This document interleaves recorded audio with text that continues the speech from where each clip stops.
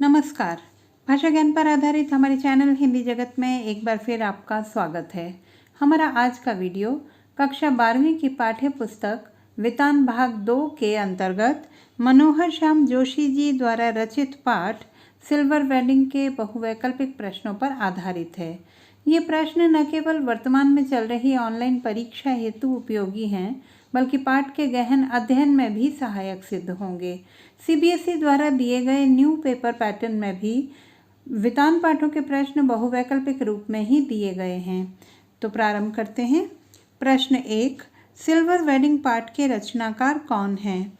आनंद यादव, मनोहर श्याम जोशी, ओम थानवी। उत्तर मनोहर श्याम जोशी।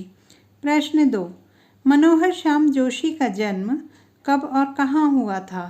सन 1918 में कसौली में, सन 1935 में कुमाऊं में, सन 1922 में कोल्हापुर में। उत्तर सन 1935 में कुमाऊं में। प्रश्न 3, मनोहर श्याम जोशी जी की प्रमुख रचनाएं हैं कुरु कुरु स्वाहा, कसप, हमजाद, नटरंग जूझ मुंगेरी लाल, मैला आंचल ठुमरी वन तुलसी। उत्तर कुरु कुरु स्वाहा, कसप, हमजाद। प्रश्न 4, सिल्वर वेडिंग पाठ में किस प्रसंग का वर्णन किया गया है? यशोधर बाबू के विवाह की 25वीं वर्षगांठ का, यशोधर बाबू के बेटे के 25वें जन्मदिन का, यशोधर बाबू की बेटी के विवाह का। उत्तर यशोधर बाबू के विवाह की 25वीं वर्षगांठ का। प्रश्न 5, यशोधर बाबू ऑफिस से निकलते समय थोड़ा हास परिहास कर किसकी परंपरा का निर्वाह करते थे? अपने पिता की परंपरा का, अपने गुरु कृष्णानंद पांडे की परंपरा का, सामाजिक परंपरा का। उत्तर अपने गुरु कृष्णानंद पांडे की परंपरा का। प्रश्न 6, यशोधर बाबू अपने ऑफिस में किस पद पर कार्यरत हैं? अपने विभाग में क्लर्क के पद पर, अपने विभाग में सेक्शन ऑफिसर के पद पर, अपने विभाग में चपरासी के पद पर। उत्तर अपने विभाग में सेक्शन ऑफिसर के पद पर। प्रश्न 7, किशनदा कौन थे?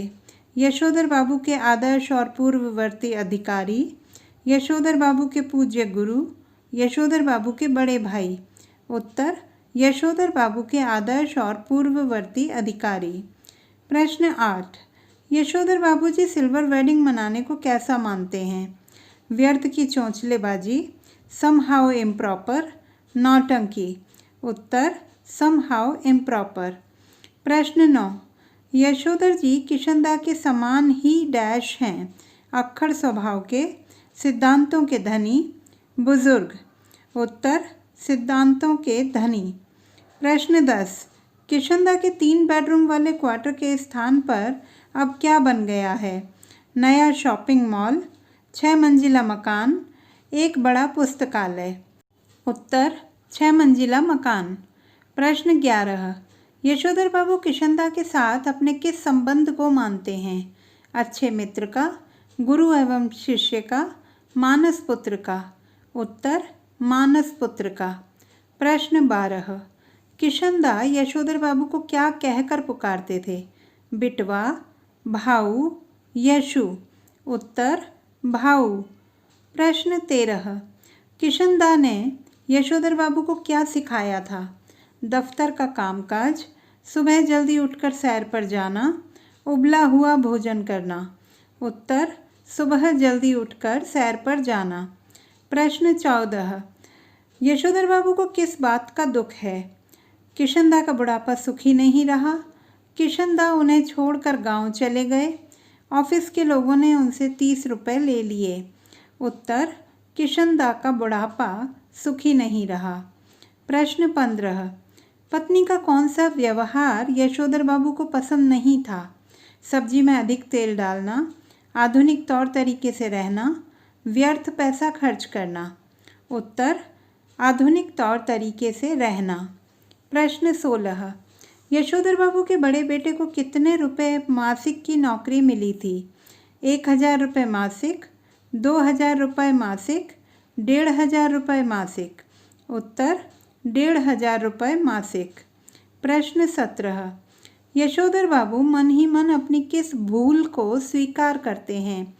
बच्चों से तालमेल न बिठा पाने की, पत्नी के प्रति अत्याचार पूर्ण व्यवहार की, डीडीए फ्लैट के लिए पैसा न भरने की।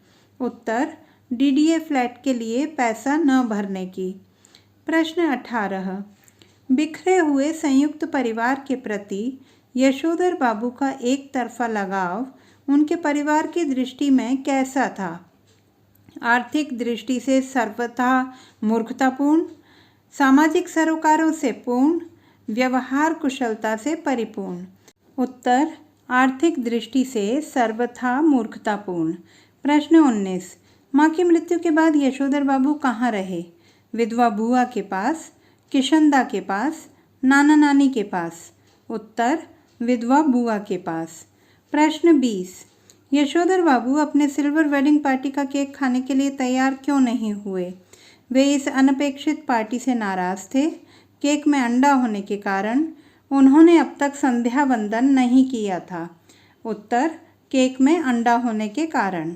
प्रश्न 21, सिल्वर वेडिंग के दिन संध्या पूजन में यशोधर बाबू ने अधिक देर क्यों लगाई? ताकि मेहमान उठकर चले जाएं। वे आज ईश्वर का विशेष धन्यवाद करना चाहते थे। पूजा करते हुए उन्हें समय का ध्यान नहीं रहा। उत्तर, ताकि मेहमान उठकर चले जाएं। प्रश्न 22, भूषण पिता के लिए क्या उपहार लाया था? सुंदर सी हाथ घड़ी, ऊनी ड्रेसिंग गाउन, सिगार बॉक्स। उत्तर, ऊनी ड्रेसिंग गाउन। प्रश्न 23, बेटे ने पिता को उपहार देने के लिए ऊनी ड्रेसिंग गाउन क्यों चुना? अपनी प्रतिष्ठा बनाए रखने के लिए। वह पिता से बहुत प्रेम करता था।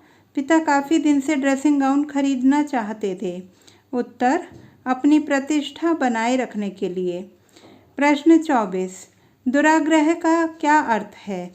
बार बार आग्रह, अनुचित हठ, पूर्ण आस्था। उत्तर, अनुचित हठ। प्रश्न 25, सिल्वर वेडिंग कहानी के माध्यम से लेखक ने क्या संदेश देने का प्रयास किया है? परंपराओं के साथ नई चुनौतियों के अनुसार ढलना ठीक है। आधुनिकता की ओर बढ़ते जाएं। पुरानी परंपराओं को नकार देना ही उचित है। उत्तर, परंपराओं के साथ नई चुनौतियों के अनुसार ढलना ठीक है। प्रश्न 26, किशनदा की मृत्यु का कारण क्या था? कैंसर की बीमारी, समाज की उपेक्षा, बुढ़ापा और भुखमरी। उत्तर, समाज की उपेक्षा। प्रश्न 27, यशोधर बाबू अपने घर में देर से क्यों जाते हैं? मित्रों के साथ देर तक समय बिताने के कारण, मंदिर में देर हो जाने के कारण, घर में तिरस्कृत और उपेक्षित अनुभव करने के कारण। उत्तर, घर में तिरस्कृत और उपेक्षित अनुभव करने के कारण। प्रश्न 28, यशोधर बाबू अपने घर की खुशहाली में भी उदास और निराश क्यों थे? किशनदा के न होने के कारण, आपसी स्नेह, आदर और अपनत्व न होने के कारण, स्वास्थ्य ठीक न रहने के कारण। उत्तर, आपसी स्नेह, आदर और अपनत्व न होने के कारण। प्रश्न 29, सिल्वर वेडिंग कहानी की मुख्य समस्या क्या है? पाश्चात्य संस्कृति का अंधा अनुसरण, बदलते समय के साथ सामंजस्य न करने की प्रवृत्ति, युवा पीढ़ी का आचरण। उत्तर, बदलते समय के साथ सामंजस्य न करने की प्रवृत्ति। प्रश्न 30, जो हुआ होगा किस भावना का प्रतीक है? परायेपन, अलगाव और फालतूपन का, लापरवाही का, महानगरीय संस्कृति का। उत्तर, परायेपन, अलगाव और फालतूपन का। तो बच्चों, ये थे सिल्वर वेडिंग पाठ पर आधारित बहुवैकल्पिक प्रश्न। आशा करती हूँ यह आपके लिए अत्यंत उपयोगी सिद्ध होंगे। भाषा संबंधी किसी भी समस्या के समाधान हेतु बने रहिए सुनीता भटनागर हिंदी जगत के साथ। आपका दिन शुभ हो।